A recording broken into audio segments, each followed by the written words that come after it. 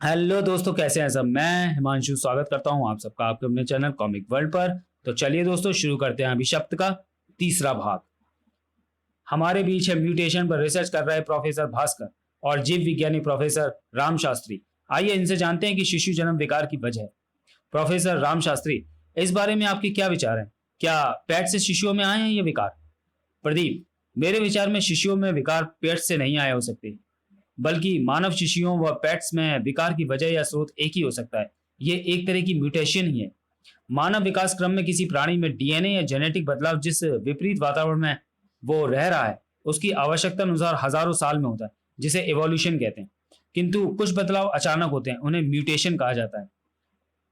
कई तरह के रसायन और भौतिक पदार्थ प्राणी में म्यूटेशन के लिए जिम्मेदार होते हैं, जिन्हें म्यूटेजेंस कहते हैं। म्यूटेजन जैसे अल्ट्रावायलेट विकिरण म्यूटेशन फैलाने वाला एक म्यूटाजन है। शिशुओं में जन्म विकार का कारण भी इन्हीं में से एक हो सकता है। लेकिन प्रोफेसर राम शास्त्री, किसी एक बच्चे के पिता का यह दावा है कि बच्चे को जन्म से ठीक पहले उसकी पत्नी के घर पर डोगा का मांस आकर गिरा था। उसी के कारण उसके बच्चे की नाक कुत्ते जैसी हो गई। मुझे नहीं लगता कि मांस से म्यूटेंसी फैल सकती है। हालांकि कुत्ते की लार में खतरनाक वायरस होते हैं जो मांस के द्वारा गर्भवती स्त्री तक पहुंच सकते हैं। मगर फिर भी एक अकेला डोगा मुंबई में फैले बर्थ डिफेक्ट का कारण नहीं हो सकता। क्यों प्रोफेसर शास्त्री? क्यों नहीं हो सकता प्रोफेसर भास्कर? मेरे विचार से ऐसा ही हुआ होगा। फिर तो आप कहेंगे कि सांप जैसी स्किन वाला बालक नागराज की वजह से हुआ है। हाँ, बेशक हो सकता है। डोगा और नागराज जैसे रक्षक तो सालों से हमारे शहर में हैं, लेकिन उनकी वजह से अब तक कोई म्यूटेंसी नहीं फैली। अब ऐसा क्या हो गया? क्या कोई सुप्त वायरस सक्रिय हो गया है? हाँ, कई बार वायरस सुप्त रहते हैं, जैसे ही उनको पनपने का मौका मिलता है वो सक्रिय हो जाते हैं। ये कोरी बकवास है। बाकी शिशुओं में अलग अलग दूसरे प्राणियों के लक्षण देखे गए हैं, उनमें वो विकार कहाँ से आए? ऐसे और भी प्राणी हो सकते हैं, जैसे जॉन में भी तो अति मानवीय शक्तियां देखी गई थी। हो सकता है वो भी म्यूटेंट हो। आप ये कहना चाहते हैं प्रोफेसर कि हमारे समाज में कई म्यूटेंट प्राणी रहते हैं अपनी पहचान छुपाकर? जी हाँ, नागराज, डोगा और जॉन के रूप में मैं अपनी बात को सत्यापित कर चुका हूँ। इनके अलावा एक प्राणी और है जिनके बारे में बहुत कम लोग जानते हैं। असम के जंगलों में रहता है और नाम है उसका कोबी। आपने देखा हमारे एक्सपर्ट्स किस तरह इस रहस्य पर अपनी अपनी राय देकर रहस्य को सुलझाने की कोशिश कर रहे हैं। म्यूटेंसी बर्थ डिफेक्ट है, पेट डिफेक्ट नहीं है। पैट डिफेक्ट है या हीरोज की देन? आप लोगों की इस बारे में क्या राय है? उठाइए अपना मोबाइल फोन और भेज दिए अपनी अपनी राय 9870807070 पर। मुंबई एयरपोर्ट। ये बम समझ से बाहर है। समय कम है और ये लोग अपनी जुबान खोल नहीं रहे। पर बम को डिफ्यूज तो होगा, वरना करोड़ों के दिमाग की विमान की हानि होगी और विस्फोट इतना जबरदस्त होगा कि आसपास का 1 किलोमीटर का एरिया चपेट में आ जाएगा। इन्हें अपनी जुबान खोलनी होगी। अब भी वक्त है। बता दो इस बम को डिफ्यूज कैसे किया जा सकता है। बता दोगे तो बच जाओगे, नहीं तो तुम लोगों का बुरा अंजाम होगा। मौत से कौन डरता है हिंदुस्तानी कीड़ो। ब्लास्ट तो होकर ही रहेगा। कर लेना जो करना है। कुत्ते की पूंछ टेढ़ी की टेढ़ी ही रहेगी। पर अगर कुत्ते की पूंछ सीधी ना कर पाओ तो बेहतर है कुत्ते की पूंछ ही काट दो। इस कुत्ते की भी पूंछ भी इस कुत्ते की पूंछ भी कटेगी। बॉम्ब को डिफ्यूज करने का एक आखिरी कोशिश तो करनी होगी, लेकिन सर इसमें आपकी जान को खतरा है। खतरों से खेलना ही तो काम है हमारा। हवाई पट्टी को किलोमीटर की रेंज से खाली करवाया जाए। ये तो सीधे सीधे मौत को गले लगाना हो गया। मानना होगा गोवलीकर सर को, तू भी नया है इसलिए तुझे नहीं पता। कई बार मौत के मुंह में जाकर मौत को ठेंगा दिखाकर वापस आ चुके हैं गोवलीकर सर। कश्मीर में एक विस्फोट में लगी आग में से 4 बच्चों को बचाकर लाना, 50 गोलियां खाकर भी जिंदा बच जाना, 20 उग्रवादियों से अकेले भिड़ जाना, ऐसे कई करिश्मे किए हैं सर ने, और भगवान उनका साथ हमेशा देते हैं। बॉम्ब को डिफ्यूज करना वाकई असंभव है। खैर, सभी को यहाँ से दूर भेजने का मेरा मकसद बॉम्ब को डिफ्यूज करना था भी नहीं। अब चूंकि बॉम्ब डिफ्यूज नहीं हो सकता तो फटेगा जरूर, पर फटने के बाद भी किसी को नुकसान नहीं पहुंचाएगा। इसे अपने आगोश में लेकर उसमें ब्लास्ट करवाना होगा। अब ब्लास्ट होगा तो पर किसी को नुकसान नहीं पहुंचाएगा। ओ गॉड, ब्लास्ट हो गया। गोवलीकर सर नजर नहीं आ रहे। आखिर मौत ने उन्हें गले लगा। गोवलीकर सर, आप ठीक हैं? मौत को गले लगाकर हम सदा ही चलते आए हैं, पर मौत हमें तभी गले लगा सकते जब ऊपर वाला चाहेगा। मैं एकदम ठीक हूं। पर आप ठीक नहीं रहोगे। अब ये क्या मुसीबत? आतंकवादियों की बैकअप यूनिट लगती है। आतंकवादी नहीं, आतंक का पर्याय गुरुत्वा। आतंकवादी हो या आतंक का पर्याय, अंजाम तो तेरा वही होना है जो सभी आतंकवादियों का होता है। फर्क होता है आतंकवादी होने और सम आतंक का पर्याय होने में फर्क होता है। आतंकवादी कोई भी बन सकता है, पर आतंक का पर्याय बनने के लिए खुद में आतंक बनने का मादा होना चाहिए। ये तुम लोगों को अभी पता चलेगा। पर तुम इंसानों से कोई दुश्मनी नहीं है मेरी।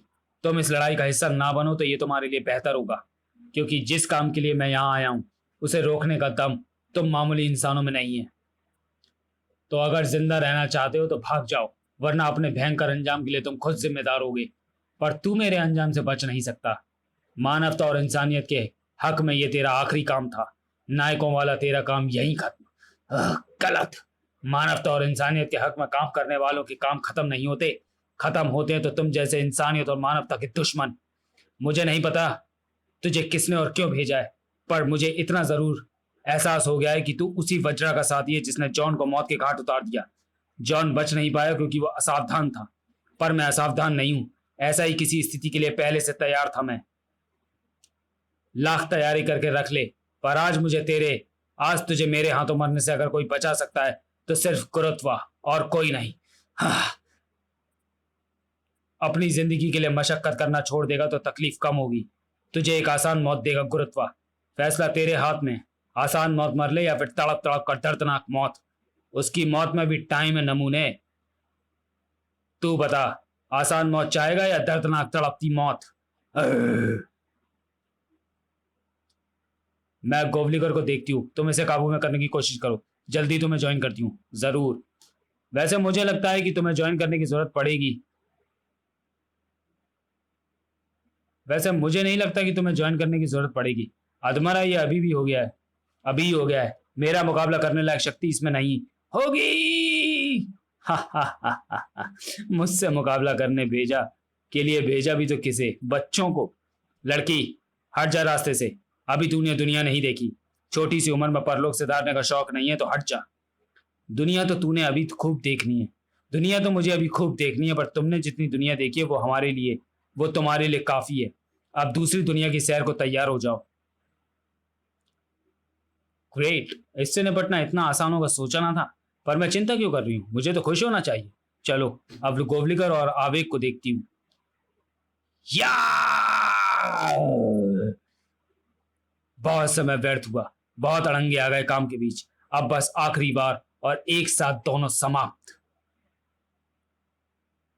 जाको राके साइया मार सके न कोई। धमाम। हाँ, फिर नया अड़ंगा। और कितने अड़ंगे आने लिखे हैं गोवलिकर की मौत के आगे बीच। हाँ, पर इस बार सबसे बड़ा अड़ंगा और आखिरी भी, क्योंकि इसके बाद तेरा जीवन बचेगा ही नहीं। पर मरने से पहले यह बताना जरूरी है कि तुम ये सब क्यों कर रहे हो, किसके कहने पर कर रहे हो? जरूर बताऊंगा, सब बताऊंगा, पर तुझे नहीं, तेरी लाश को।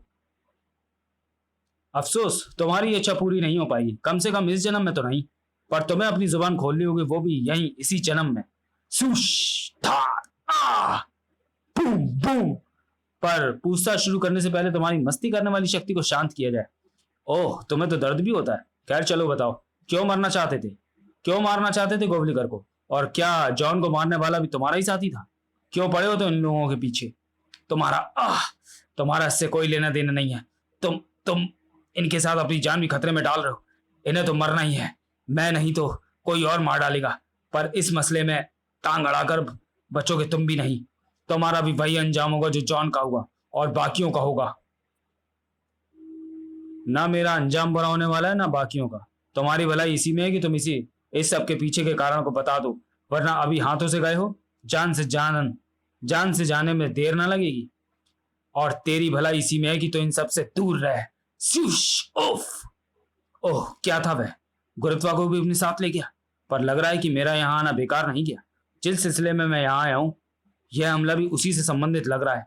मेरा यहाँ आने का कारण तो डॉक्टर राम शास्त्री का मेरे डोगा और कोबी के लिए दिया गया वो स्टेटमेंट है, जिसमें उसने हम सभी को भी म्यूटेंट बतलाया है और शहर में फैली अजीबोगरीब बीमारी की वजह हमें बताया है। जनता में हमारे प्रति जो डर और अविश्वास पैदा हुए उसे मिटाने तो आना ही था मुझे। उठो, तुम ठीक तो है ना? कौन था ये प्राणी और तुम लोगों की क्या दुश्मनी है उससे?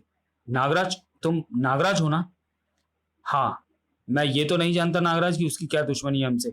यहाँ वो सिर्फ मुझे मारने आया था, पर सिर्फ मैं नहीं, और भी खतरे में है। क्या मतलब?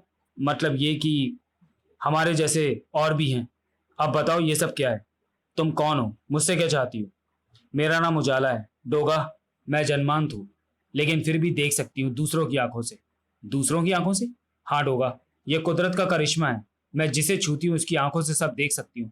मुझे पता नहीं ये पावर मुझ में कब और कैसे आ गई। मुझे बस इतना पता है कि इसने मेरी जिंदगी को मजाक बना दिया। कोई मुझे झूठी कहता है तो कोई मक्कार, मगर सच सिर्फ मुझे पता है कि मैं वाकई अंधी हूँ। मैंने एक काली बिल्ली पाली थी, उसे ही अपनी आंखें बना लिया, पर अब वो भी मुझसे छिन गई। क्या तुमने कभी अपने आंखों का चेकअप नहीं करवाया? कभी ये जानने की कोशिश नहीं की कि ऐसा क्यों है? हाँ, मैंने अपनी आंखों का चेकअप करवाया था। डॉक्टरों का कहना था कि मेरी आंखें बिल्कुल ठीक है, उनमें कोई विकार नहीं है। इस बात से लोगों की इस धारणा को और भी मजबूत कर दिया कि मैं नाटक करती हूँ और लोगों की सहानुभूति हासिल करना चाहती हूँ। काफी दिलचस्प कहानी है तुम्हारी। पर तुम मुझसे क्या चाहती हो? मैं भला तुम्हारी इस मामले में क्या मदद कर सकता हूँ? मेरी समस्या का कारण मेरा अंधा होना नहीं है।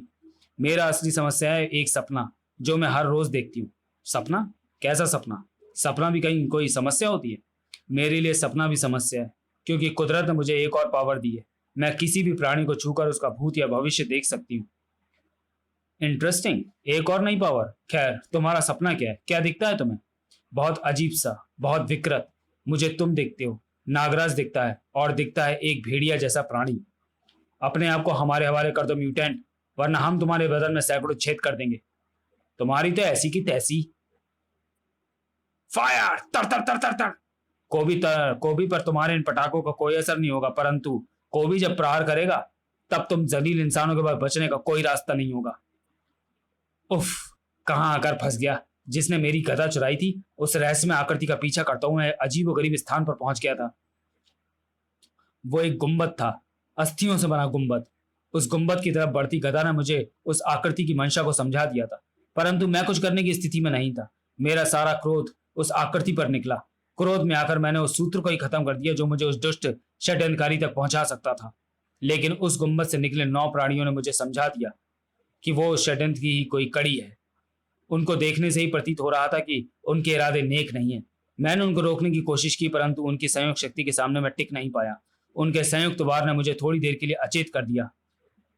अब मुझे तलाश है उन 9 प्राणियों की जो मुझे बता सकें कि सारा माजरा क्या है, और मेरे घ्राण शक्ति बता रही है कि वो मुझसे ज्यादा दूर नहीं है। चल भेड़ाहन। कोबी की प्राण शक्ति उसे जहां ले जा रही थी, डोगा का अगला पड़ाव भी वहीं था।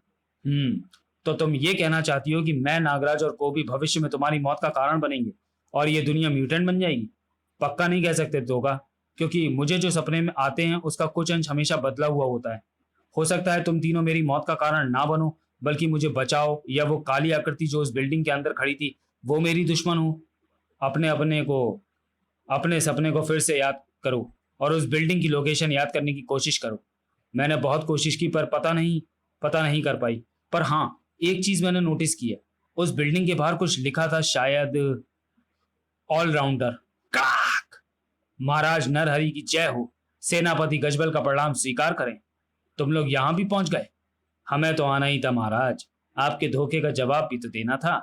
मैं अपनी गलती मानता हूं सेनापति गजबल, हमसे अपराध हुआ था। उसका पश्चाताप हमें आज भी है, लेकिन इसकी सजा इन निर्दोष लोगों को मत दो।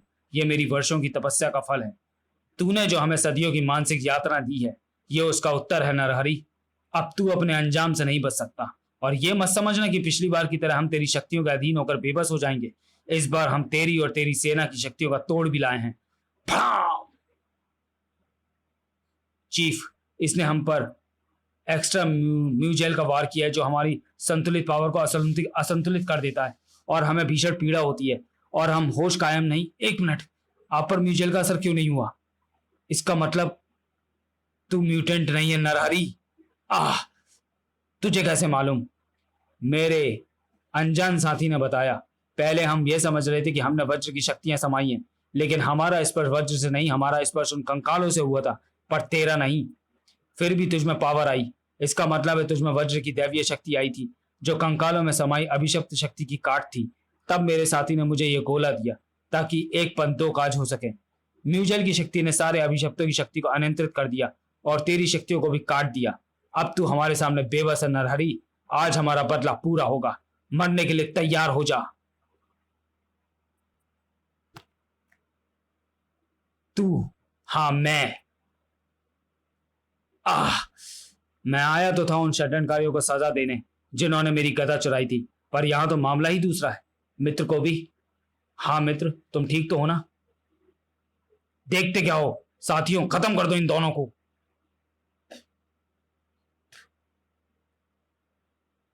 ये तिलिस्मी भेड़ियां तुम्हारा कोई भी बार उनको नुकसान नहीं पहुंचा पाएगा, जबकि ये बहुत मजे से तुमको नोचेंगे। हमारी पहली भेंट में मुझे इनके इस्तेमाल का मौका नहीं मिला, वरना तुम्हारी लगामें तो मैं तभी कस देता। अब मुझे बताओ ये सब माजरा क्या है? मैं तुम्हें बताता हूं। प्रोफेसर राम शास्त्री आप?